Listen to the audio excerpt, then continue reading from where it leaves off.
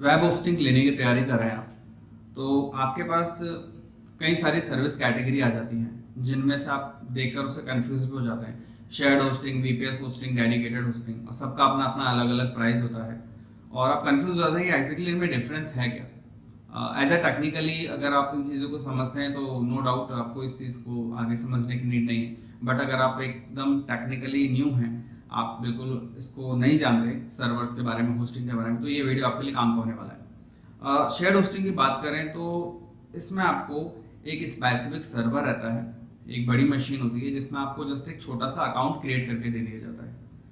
अगर कॉस्ट की बात की जाए, जितना कॉस्ट आपका इसका ईयरली का होता है उससे ज़्यादा कॉस्ट आपको वीपीएस डेडिकेटेड में मंथली का देना होता है। That means no doubt shared hosting आपको काफ़ी चीप पड़ती है और ये आपको लेनी चाहिए या नहीं लेनी चाहिए ये भी आप समझ लीजिए। डिपेंड करता है आपकी रिक्वायरमेंट पर।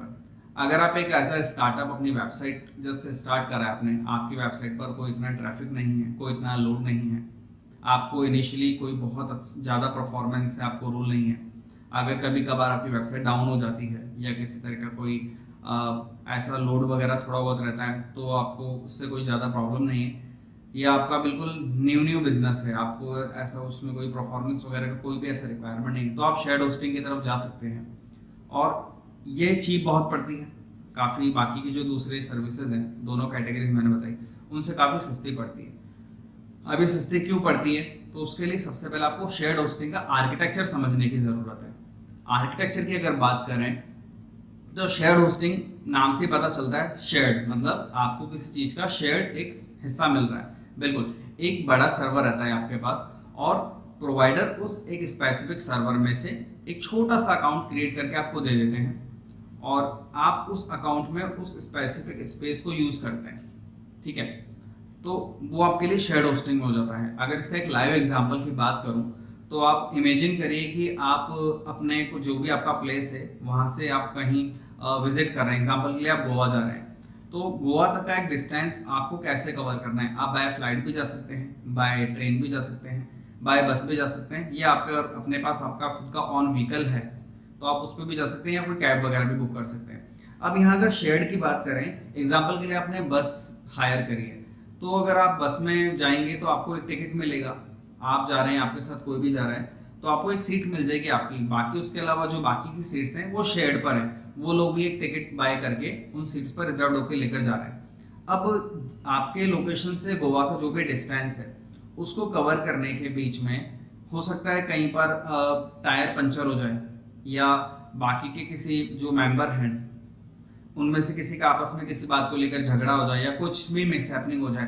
तो नो डाउट उस चीज का आपको भी कुछ ना कुछ फेस करना पड़ेगा। अगर बस में पंचर हो जाता है और आपकी बस 2 घंटे डिले होती है तो ऐसा नहीं कि वो आपके साथ डिले हो रहा है, वो सभी के साथ डिले हो रहा है। उसमें ये नहीं कि आप बोलेंगे नहीं कि मैंने टिकट लिया है और मैंने इतना पैसा दिया तो मैं क्यों लेट हूँ। वो तो एक बस है, उस बस की आप सर्विसेज करें तो शेयर्ड सर्विस हो गई।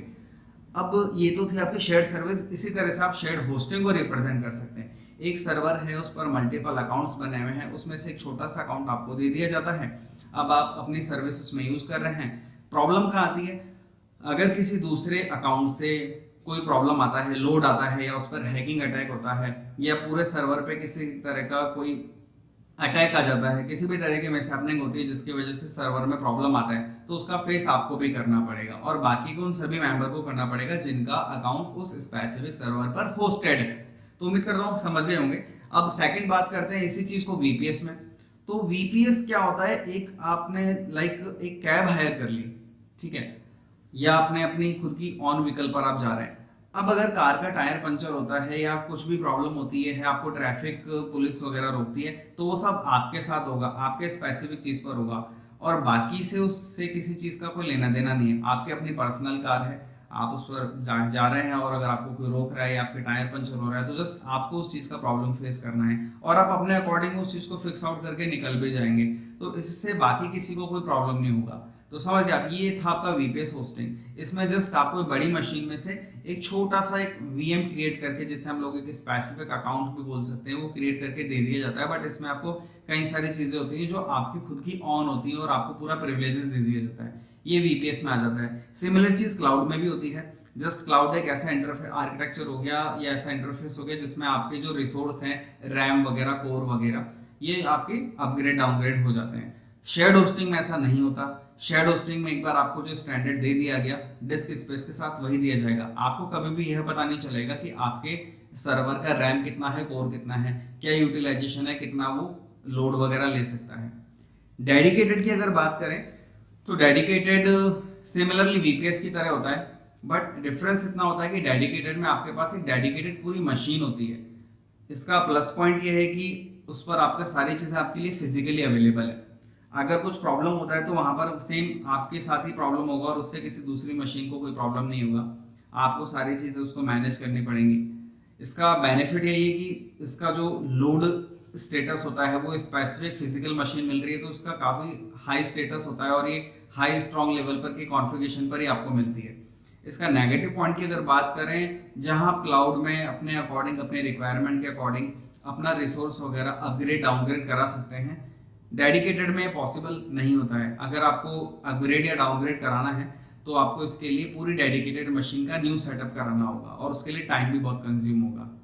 तो अभी डेडिकेटेड और क्लाउड के बारे में हम लोग नेक्स्ट वीडियो में डिटेल में डिस्कशन करेंगे। अभी वाला जो फोकस है वो सारा शेयर्ड पर होने वाला है।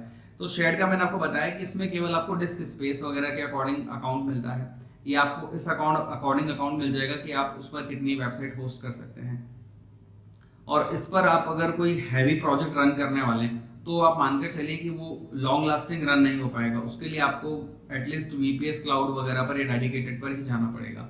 शेयर्ड होस्टिंग में जस्ट बेस लेवल की वेबसाइट्स या छोटे प्रोजेक्ट वगैरह ही आप रन कर सकते हैं, ज़्यादा बड़े और हैवी प्रोजेक्ट आप रन नहीं कर सकते।